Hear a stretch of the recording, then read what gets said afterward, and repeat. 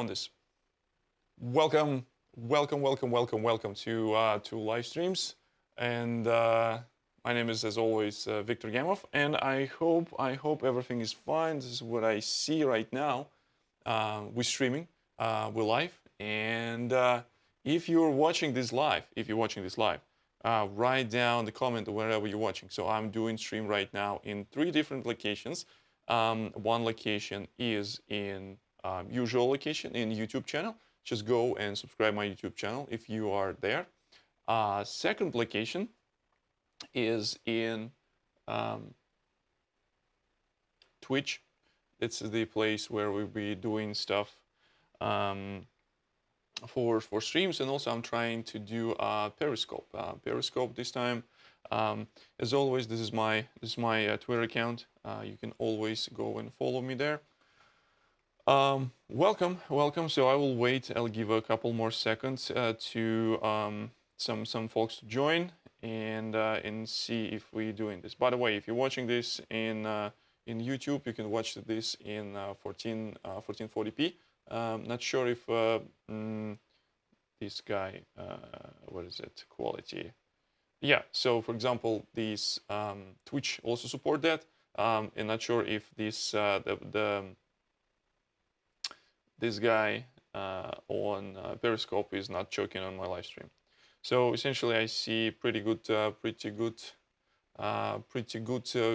connection here, and I see some of the listeners. All right, hi Leonid. Leonid has joined us from YouTube, and this is how we bring in this question. So the idea of this today's talk is mostly me talking about and answering some of the questions when the people were asking about the setup, about the things how I do live streams, about the things how I say like set up my terminal or whatnot, and what kind of tools do I use, and things like that. So how does it work? So we'll see that. So for some reasons, let me just go ahead and going into Stream Desk. The Stream Desk is actually switching to the wrong profile. I just want to use this profile, so it's incorrect. All right, so probably I will show you. Let me actually show you even right now. So the way how the stream works, I'll start with some of the software tools that I use to do this stream. So specifically. Yeah, let's see how many people. So I see a few people watching in different locations. I see a few people on YouTube, one person on Twitch, and let's see if our Twitter announcement actually went through. So we'd see that someone is joining from it, and I will make sure that yep, we are live in Twitter. It's good, looking good. For some reason it sent a wrong tweet. I didn't update this tweet because it sent a tweet from my previous live stream. Rookie mistake. I need to update this again. And let's see, do we have any other comments?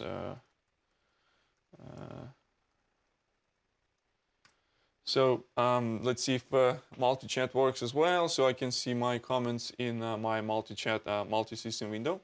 They might arrive with some latency, but actually, I can actually show you how this look like on my side.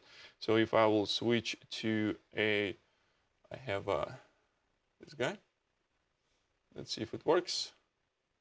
Yeah. So in this case, I do have I do stream to this service called Restream, and with this Restream service, I allow me to create multiple destinations.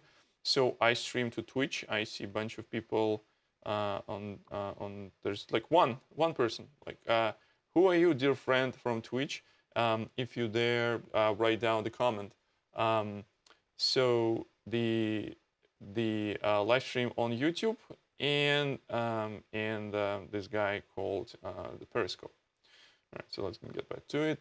So Leonid is asking no 4K on YouTube. So it is only 1440p right now. If you want to use more or see like better quality, if you're on computer on Mac, you need to use like either Firefox or Chrome. You probably know this already. I'm not streaming on 4K today because previously I had some problems with some external services that cannot handle 4K for some reasons. Like I was able to stream to YouTube without problems, but to the services like a Periscope, there was some like some nasty errors, and people were having troubles, and the people were just like talking about this. Yeah, it doesn't work, and things like that. So I decided to lower. Maybe it was my computer wasn't able to catch up with the processing on 4K. But 1440p, I did multiple streams. Last week's live stream, what I did, and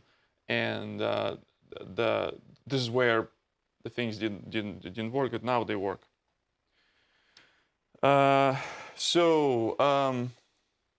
So like, how does my sound sound? Like for if you hear me well, let me know if you can hear me well. Let me see if I.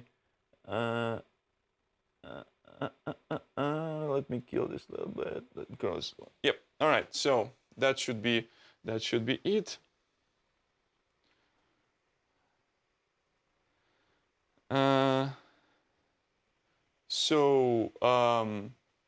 Yeah. So there's Leonid is reporting some of the sound issues. I don't have, unfortunately, ability to read this unless it's my only local monitoring. Okay. So let me actually walk you through some of the setup that I have here. So essentially, to help me with that, let me quickly switch to this camera. It doesn't have a zoom, but at least I'll try to show you some of my surroundings, or even better. So let me do one thing.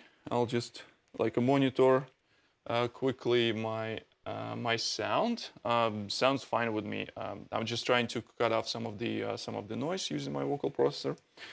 In order to demonstrate to you my setup, I'll do interesting thing. Like, bear with me.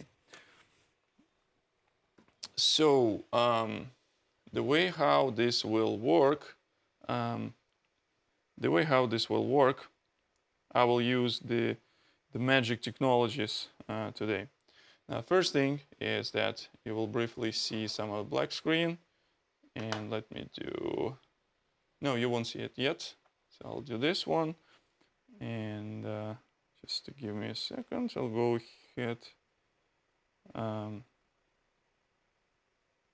And basement office. Okay. And now I can do this guy. Perfect. Cool. All right. So this is where we can cut to this one. And let me bring picture in picture. So in this particular case, what you will be seeing, this is my camera that is connected to my. This is my iPhone camera, as a matter of fact. So I can use my iPhone to walk you through this setup. So let's start with audio setup. So the audio setup, like, I'm using this microphone called the Rode Wireless Go. Amazing microphone. It goes directly to my audio processor, which is DBX. Cut some noises and running some of the compression. Sometimes people saying the sound might sound like very distorted, but it's okay.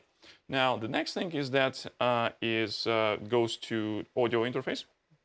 This audio interface is Complete Audio 6, and it's bringing sound to my computer.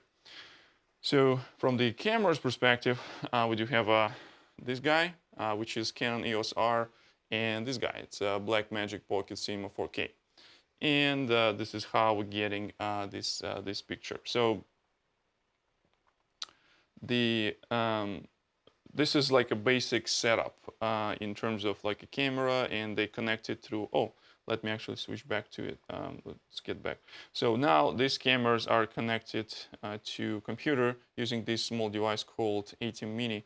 ATEM Mini Pro version specifically and because this version has some cool features in terms of streaming directly from this box. I haven't tried this yet. I probably need to try this because the hardware streaming is always it's always super cool. The next thing is that I can connect these multiple things, and one of the things that I connect, and this is way how I'm actually showing this to you using this use camera. So I actually connect a number 4, which is hot right now, which is it's going into air.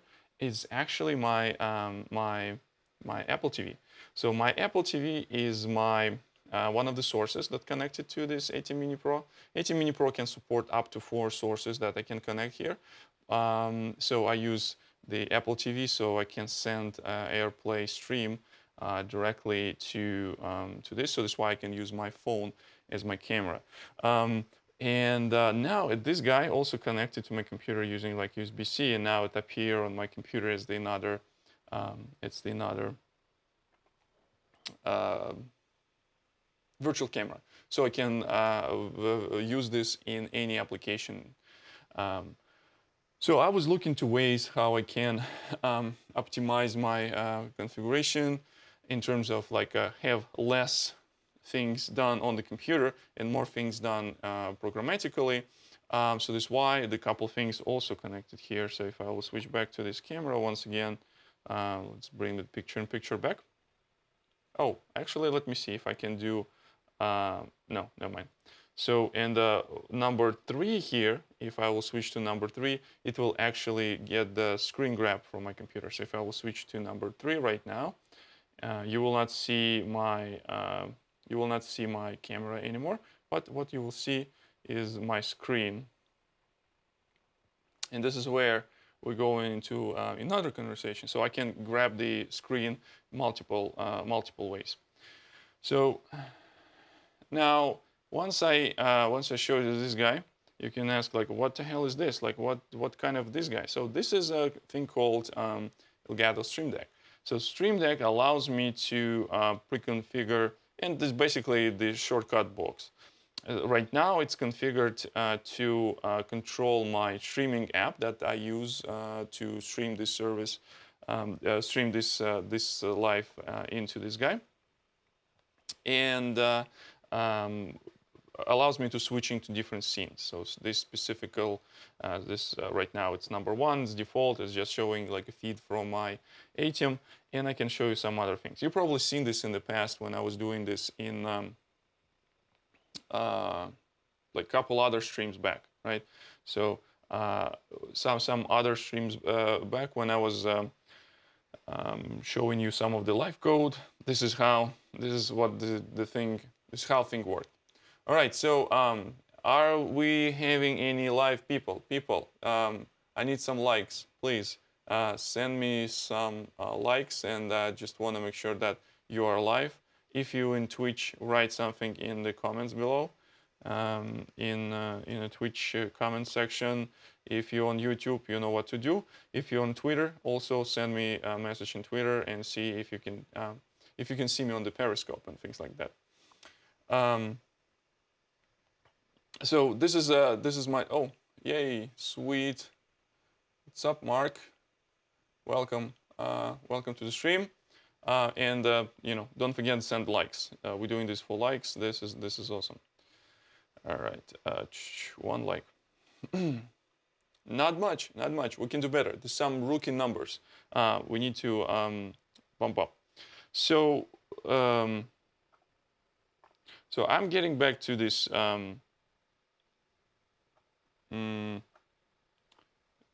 cut like this. Yep, too many buttons. Yeah. So I'm getting back here. So one of the things how this thing is super useful for me is that like once I connected Apple TV here, so I can do virtually anything in my production. And one of the things that specifically I like to do is let me show you how I can do some presentations. For that, I do have an iPad, and with iPad, I have a Keynote installed, and I can go ahead and do do some interesting stuff. So let me do presentation mode. Where is it? So if I will do screen share, screen mirroring, basement office, and this is, I can cut it here. So, and now I can start presenting in a full screen, just like very, very, very easy, and without using any like screen sharing tools, and without actually putting some extra load on my computer. So in this particular case, I can use an iPad. Now, like if I will go here, say, let's do something. So you will be able to see in a split screen. So what I do, I have an iPad with the preview slides, and after that, when I go, you see the like full versions of the slides, and this is the actual slides that comes from Keynote. Animations also supported, as you can see here, and it's pretty neat. So I can even like disable my talking head. So in this case, it's going to be like a full-blown presentation with some slides. So this is how it looks like. So I tried the previously. I tried previously thing called Air Server. It works nice. It's amazing. It works great. But it works through a computer, and there's some limitations. So for example, when I do Air Server is nice. Air Server is amazing when I don't have a physical like Apple TV box. It works just great. So the but like when I use this particular setup, I still can do through Air Server. There's another option how you can connect this iPad through HDMI, but through HDMI I have some quirks in terms of how this resolution of full screen apps will be translated to to um, to full screen. So Keynote works great in a full screen mode. It's just like it's just amazing. Works perfectly. So while we're staying on this topic, I want to show you one neat feature that I showed people last time when I was. So basically, I was posting this picture in my Instagram, and what I was sharing there is me sitting in a window of drawing stuff. So there was a kind of I was drawing things and on the screen. So we call it light boarding in the world of real physical hardware, where we have like a physical piece of glass where we can draw on. And I wanted to implement like something similar. Let's start from scratch. So what I will do is I will show you a couple things. So let me start with show what I'm talking about. Like I wanna show you what I'm talking about and how this looks like, and after that I will explain how this works. So okay, so I can do on air. So let me see if I will be able to do something. Now I can get this guy. Yeah, so this is what I was talking about. So I can go and draw some of the drawings right on the screen. So I'm still in the camera, you're looking to me, and I'm kind of drawing on your screen. For example, I can do things like, okay, so let's say like I wanna draw some Kafka topic, and can talk about how the messages go in and messages go out. Or I can even like try to draw cat ears. Um, not so good, unfortunately. How I can erase it? Or I can draw a cat face.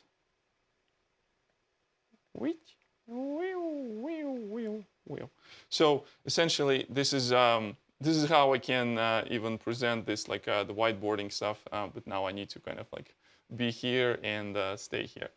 So the way how it works, actually, it also works through ATEM Mini. So let me switch back and remove it.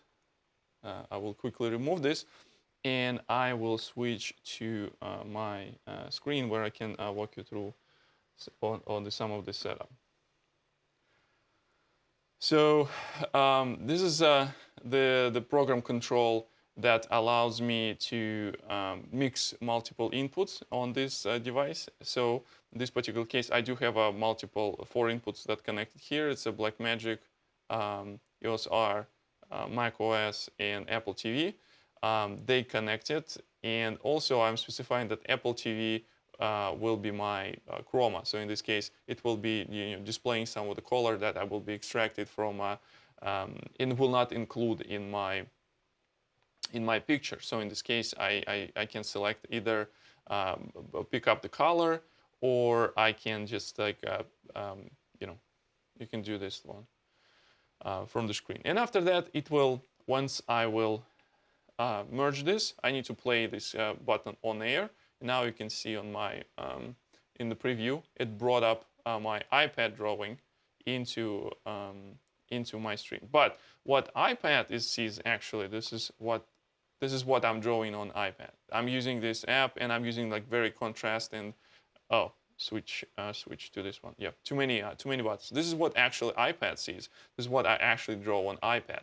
And this is what I'm combining. So if I will switch back to here and can bring a key, and the cool thing that some of the buttons actually have like a representation on the physical dashboard. So I can go and where's my key? I can do a key with one button, and I can do like a new drawing. And I can always start over. So the app what I use here called the Concept.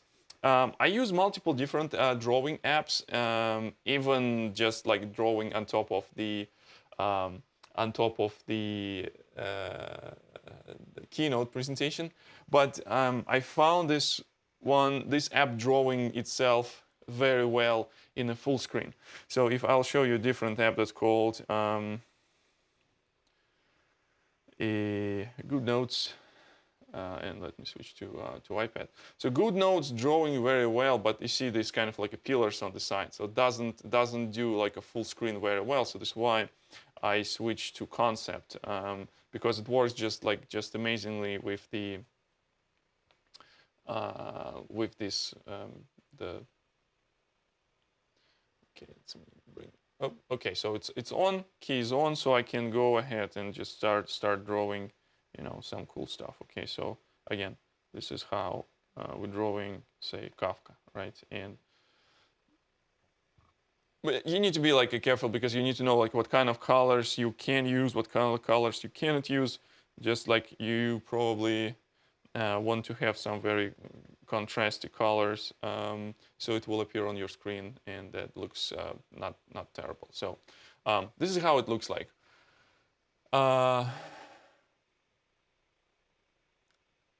So the okay, let's see some of the questions. So let me do boom. Yeah, so I couldn't find. Yeah, Leonid is asking like, can you find the different aspect ratio paper for Good Notes? I will try. Because I personally really love Good Notes.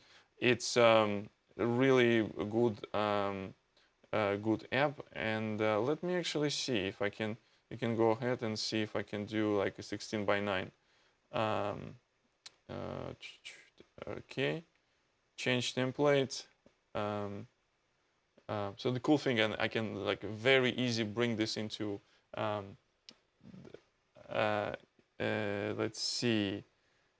Tableau. Okay, so it shows, maybe it uses templates, landscape, portrait, cover, paper, planar.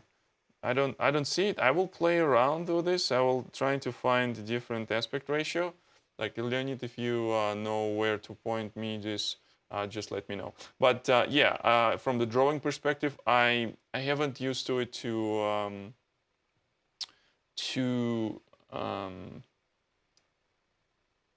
the concept. So I really like the GoodNotes, and I draw a lot with GoodNotes. So I really love this. Now let's take a look. What do we have here as well? So Mark is asking, do you ever stream sound directly from your Mac? I found issues when I'm trying to stream audio from desktop to OBS. So I don't have any like issues simply because um, when I need to stream some audio, I usually have like a hardware backup. So in this case, I use an audio interface, and the audio from my computer goes through the audio interface. So like in my streaming application that I use in this case, I use the application called eCam Live. I find this like a very good one to start with this. So I haven't I I struggled a lot with OBS. Like for some reason, OBS just was crashing on me. So I started using Ecamm, and Ecamm looks just like amazing. It just like works perfectly, and does whatever I need, and you know, can stream multiple places. Though I recently started exploring. I recently started exploring OBS, and I use OBS in some of the recording, or like kind of the way how the conferences work right now. I need to kind of like a pre-record video. By the way, I'm gonna be speaking at the Swamp Up in a couple of minutes. Like right after the stream, I will be switching to another stream um, where I will be talking about some of the Kafka and DevOps. So, and while I were preparing to this live stream, I actually don't want it to edit my videos at all. So I use my OBS. I set up these multiple screens that show me like a wide shot, with the, you know, my token head, some of the token head, and some presentation slides, and I can even switch to just only slides. And one of the way how I can, you know, combine like software and hardware control, that gives me like huge flexibility. Um, Personally, I'm a huge fan of like a computer does less. So in this case, uh, the ATEM Mini is actually helping a lot with doing a lot of like switching, like simple switching between the cameras. Very nice. So the in terms of sound, Ecamm also have a pretty good integration with sound. It installs its own driver to, you know, to capture system audio and play this.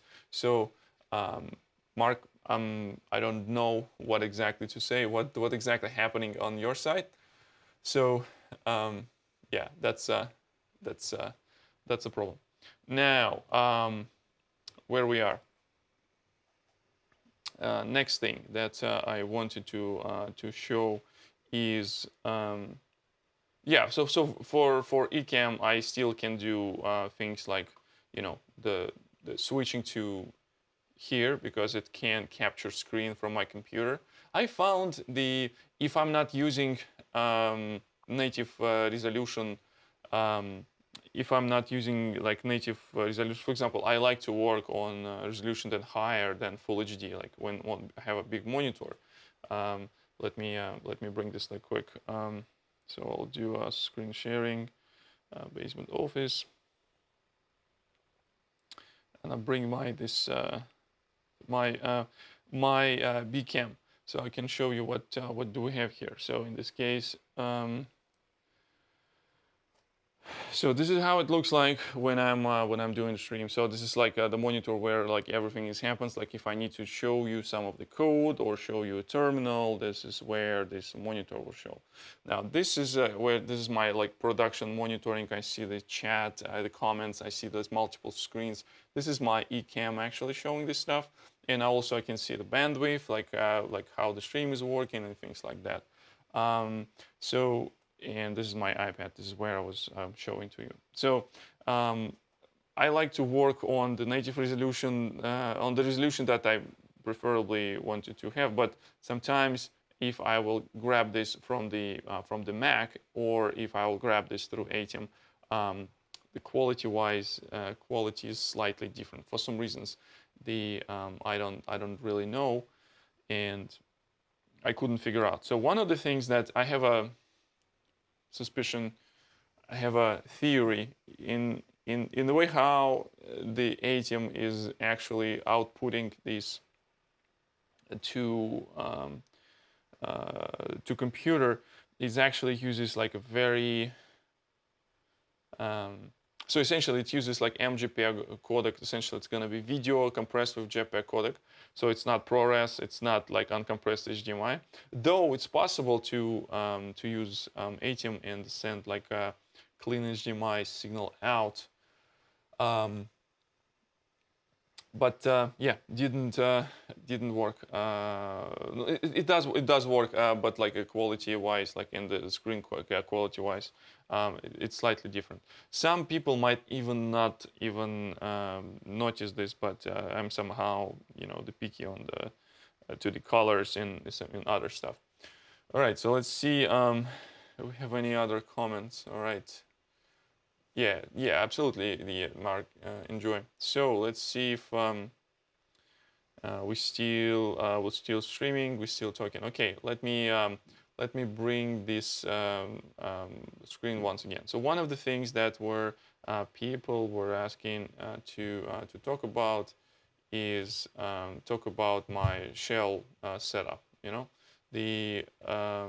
I'm doing this, how I can do things like, okay, so how I can find the quickly commands that I need to run. So, or how I can do things like this. That inline search that helps me. Or if I'll do things like this. And after that, it shows me different things. So I will start talking about this. Oh, let me actually move this to, yeah, and this is where I can use eCam to move these things around. So eCam allows me to have a different different configuration that I configured beforehand, so I can move things around and do things. So let's see. So we do have. So I do have a couple of things here. Let's see. So this is the thing that you can grab yourself if you're interested. There's nothing super special. I developed this over the years in using different tools. So essentially, if I do GitHub, there's a repository called dot files. So dot files at different configuration where you can grab from this GitHub and ask like what kind of theme you're using. Or I'm using ZSH. I'm using ZSH for a while. One of the things why I started using ZSH because there was a plugin set called the Oh My ZSH, and it was fascinating. It was fantastic. So many things I can do in console just by installing this tool. Probably these days, and you can find a lot of things in Bash. But like I started using ZSH maybe like 5, 6, or 7 years ago, or even more. No, more. I use ZSH like maybe for like 8 years or whatnot. So the with ZSH, I can find different sets of plugins, and this is what you can find on my repository. So let's walk this through. So a couple things. My ZSHRC is just a regular thing, but a couple things that I configure for myself. So specifically, let's find zplug. So there is a plugin manager for ZSH called zplug, and this is what I use to manage my plugins. So if I go here, so zplug is it's a ZSH plugin that allows me to install things. it's supposed to be like fast and whatnot. I just like the simplicity and the way how I can bring different repositories, not only from like all my ZSH is also supported, by the way, but also from any type of Git repository. For example, a colleague of mine, he has a repository of the code completions for Apache Kafka commands, and I can use his repository so I can to install into. for some reason, my voice is going down.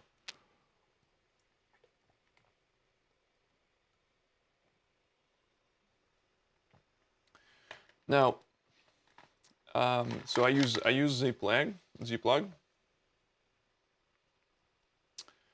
Let me see. Do share. Okay, and let me also.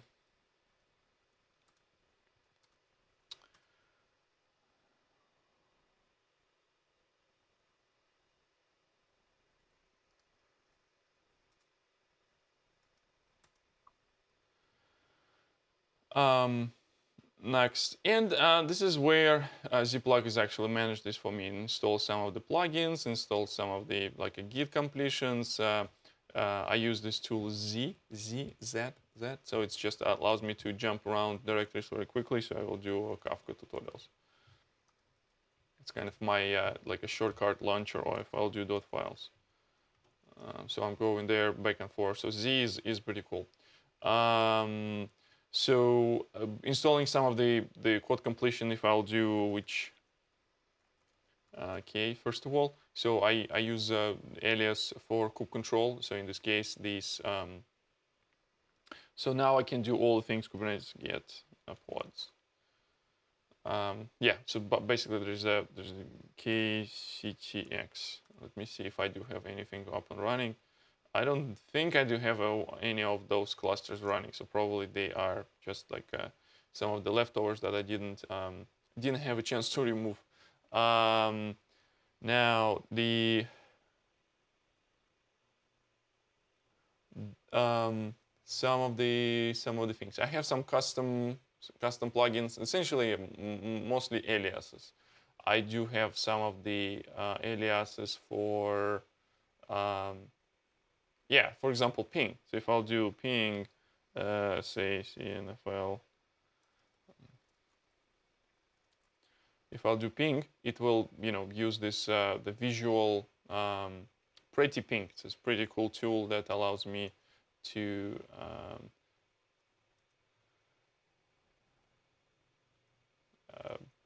let's find something that actually has ping. So if I'll do google.com, so ping will go and you'll see the latency and things like that. So it's pretty nice. It's a very very nice tool called pretty ping. So I will I'll post it somewhere. So I'll just do, where's my pretty ping, and I'll get some URL I post into chats and in multiple chats in the different places. All right. Sending more likes if we still have. I still see like at least 7 or 8 people there somehow. So yeah, let me let's see if you've seen this one. The even Periscope is actually working. So I'm surprised. That's things are working. Like again, thumbs ups, likes, and things like that. And you see, it's also drawing me kind of interesting chart of the latency and the response time distribution. Next thing, yeah, there's some bunch of some bunch of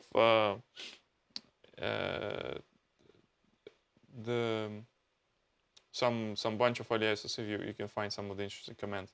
Now, next thing, if we're going back, some of the cool things that I use and people are asking how to how to use it and how to deal with it. So ZSH syntax highlighting. So this is what I use to have something like that. Okay, so I do have a multiple. If I type in command that is available, for example, I do kubectl, See, it becomes green, meaning that it found this command in your path, so it will be able to execute it, right? So if I will do things like Quebec, you see, it become, let me do this one. If I'll do Quebec, it's red right now. So in this case, when I try to execute this, it will fail. So I visually see if I typing some command and this command is not available, I don't need to even hit enter.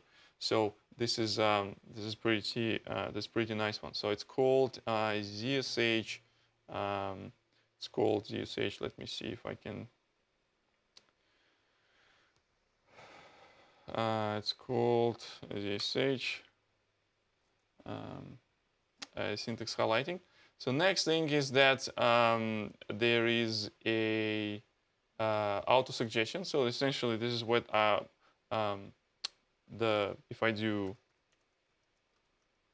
Bechtel, and after that, like it search history, extracts some of the previously executed command, successfully executed command that allows me to enter those.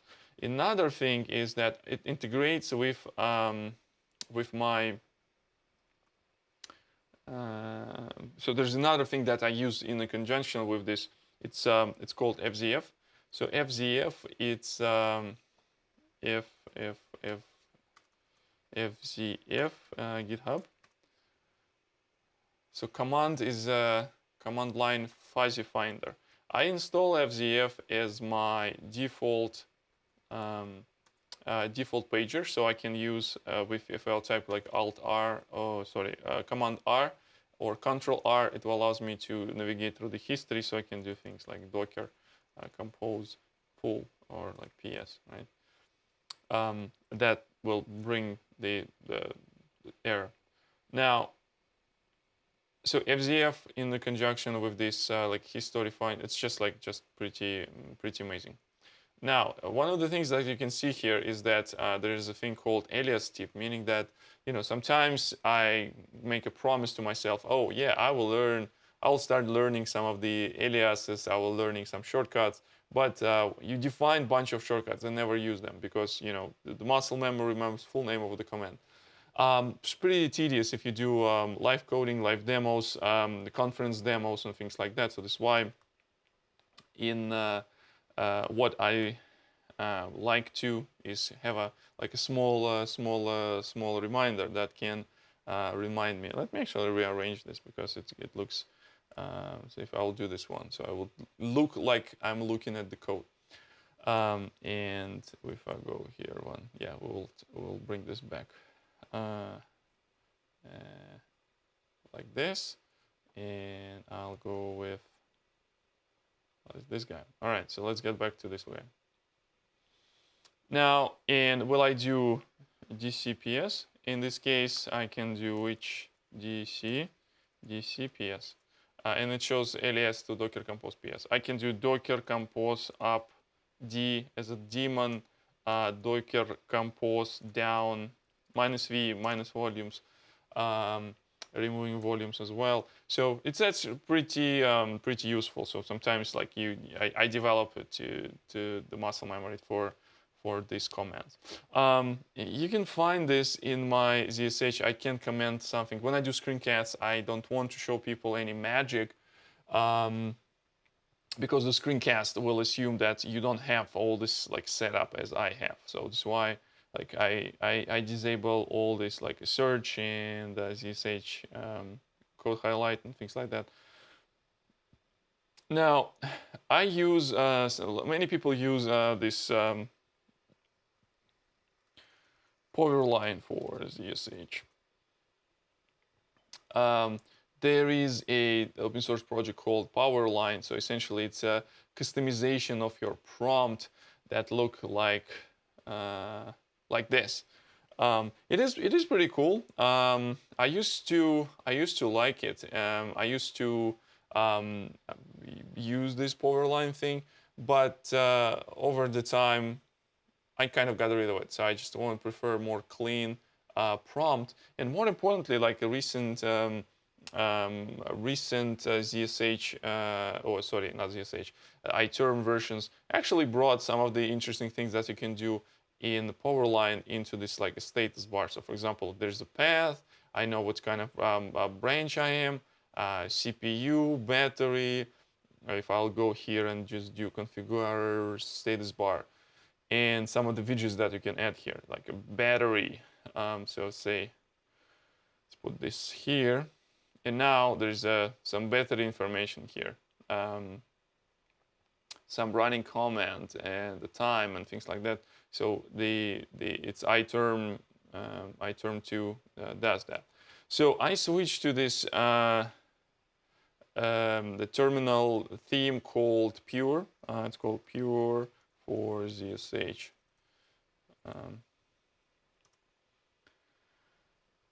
Very minimalistic and very nice looking, good colors. I am all this, cyberpunk and synthwave colors, as you can see. Those are like neon, pinkish, violet type of colors. And I really like this terminal. I really like this theme. It also supports some of the cool things. For example, I really like this in like say if I go here. So first of all, I see the status is that it's dirty. So something is happening here. If I'll do git co master or even co master. And in the few seconds, if there's someone like I don't know, some other branch, it's your if there was some changes that happened on this branch, I will get this arrow will say that, where is it? Yeah, it will say that I need to bring the changes. It's a pretty cool visual cue, visual tip that I can use. Another thing, it also has, I guess, integration with some. I might be mistaken, but there's also like Node.js. Like if you running this Node.js, it shows Node.js version, things like that. And as I can see, there's a bunch of different ports of this plugin. Also, I don't like a solarized theme. I use for my combination of the themes for this terminal. I use this color called snazzy. So this is what I use. It gives me very nice and very contrasty, so I don't need to tweak any colors. Looks good on my screen, so I can work on terminal a very long time. Looks good when I do presentations, so just I can't ask for anything more. So it's pretty cool. And in terms of font, let's see. I use this font called Iosefka.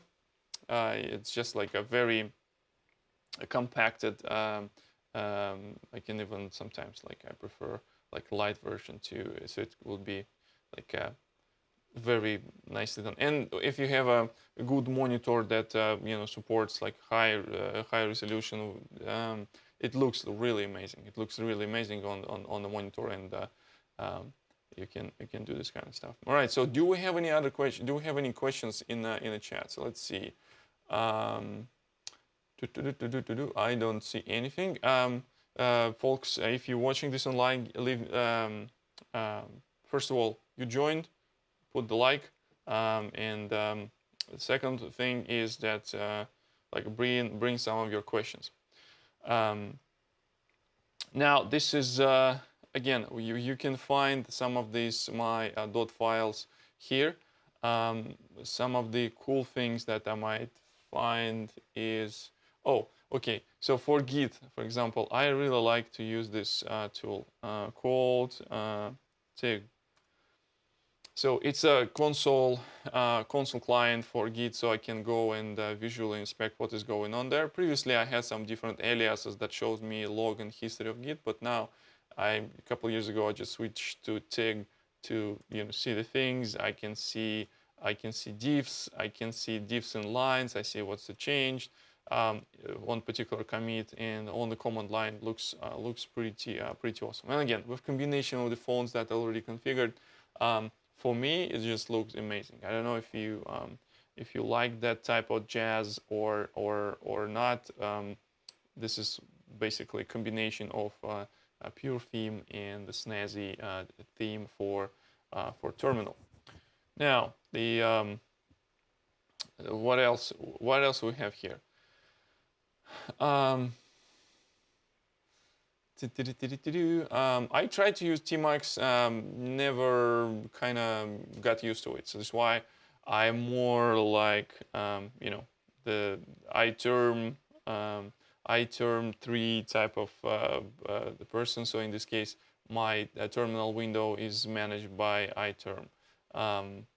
And let me know in the comments in this video if you find some interesting way how you can manage the windows maybe, and you can recommend me some of the good setup for Tmax, for example.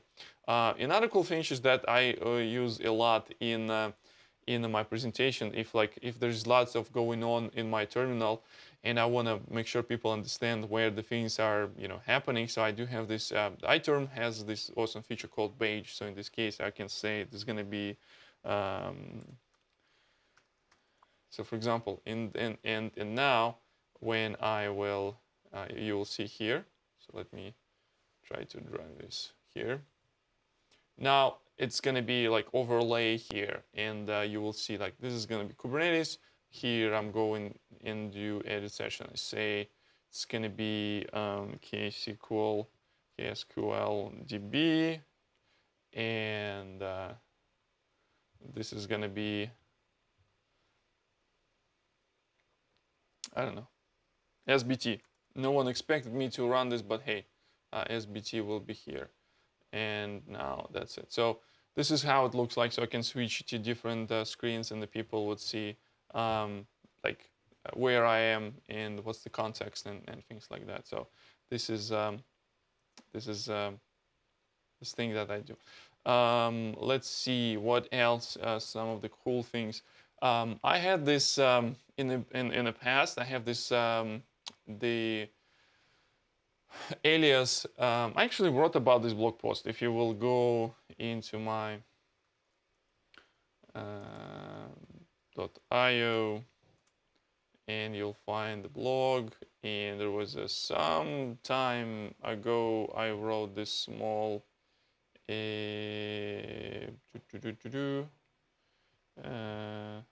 oh wow, it was a while. So I wrote this alias in 2013, and as you can see in 2013 I used this power line thing. Like it looks like weird, because I guess I couldn't find the right font to align this. Probably need to get the better